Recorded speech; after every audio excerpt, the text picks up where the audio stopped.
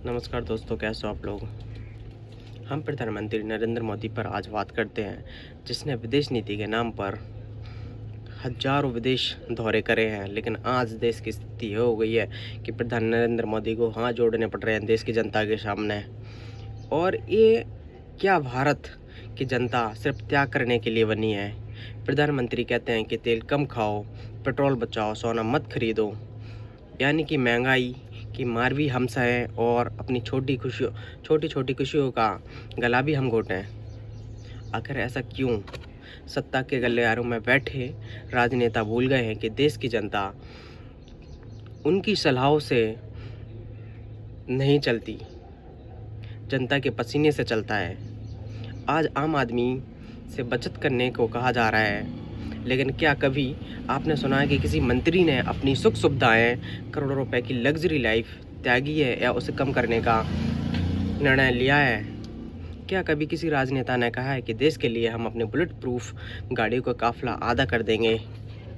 लेकिन आज प्रधानमंत्री नरेंद्र मोदी हमको उपदेश देते हैं खर्च कम करने के लिए, विदेश दौरा कम करने के लिए, विदेश यात्राएं कम करने के लिए। यह राजनीति का वह कैंसर है जो अंदर ही अंदर लोकतंत्र को खोखला कर रहा है।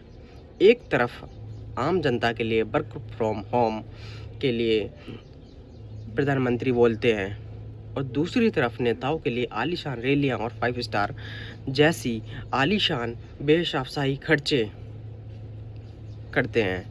यह दोहरा चरित्र किसके लिए है? यह सिर्फ जनता के लिए है। त्याग करना कि सिर्फ जनता को कहा जाता है।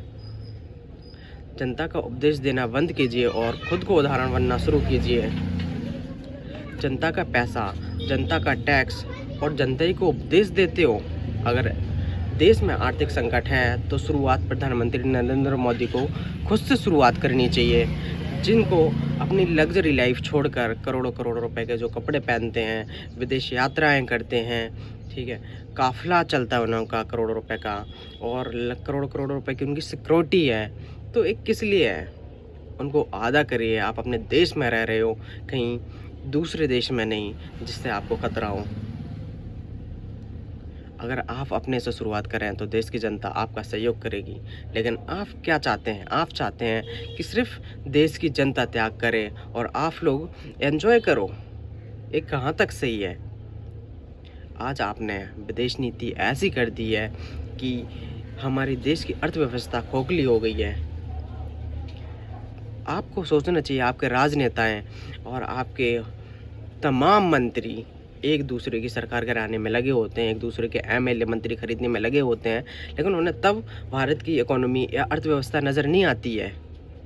उन्हें सिर्फ इस चीज़ को आते वक्त शांत रहने का नहीं है, चुप रहने का नहीं है। यह वक्त है सवाल पूछने का उन लोगों से, उन राजनेताओं से जो हमारे वोट से राजनेता बनते हैं और बदले में हमें क्या देते हैं। बदले में हमसे कॉम्प्रोमाइज़ की बोलते हैं। आखिर में हम क्यों करें?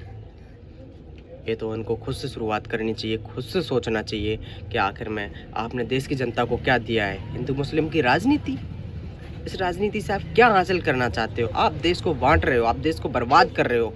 आपको इस चीज़ को सोचना चाहिए। आखिर में भारतीय जनता पार्टी ने अपने 12 साल के कार्यकाल में क्या करा है देश के लिए? अगर करा है तो वो 10 काम आप बताओ कि आपने देश के हित के लिए 10 काम करे हो। आपने 10 काम नहीं करे हैं। अब किस चीज़ पे वोट मांगते हो? आप इस चीज़ पे वोट मांगते हो हिंदू मुस्लिम की राजनीति पे। ये तमाम मंत्री, तमाम एमएलए आप खरीदने में इतना पैसा बर्बाद करते हो और उन भ्रष्टाचारियों को आप टिकट देते हो, उन भ्रष्टाचारियों को आप मुख्यमंत्री बनाते हो, जिनके ऊपर मर्डर के आरोप लगे हुए हैं, जो घूस लेते पकड़े गए हैं। अब उनको सीएम बनाते हो, मुख्यमंत्री पद के दावेदार करते हो उनके लिए। एक कैसी राजनीति है? आप कैसा देश को बदलना चाहते हो? आप देश को बर्बाद कर रहे हो, खोखला कर रहे हो आप देश को।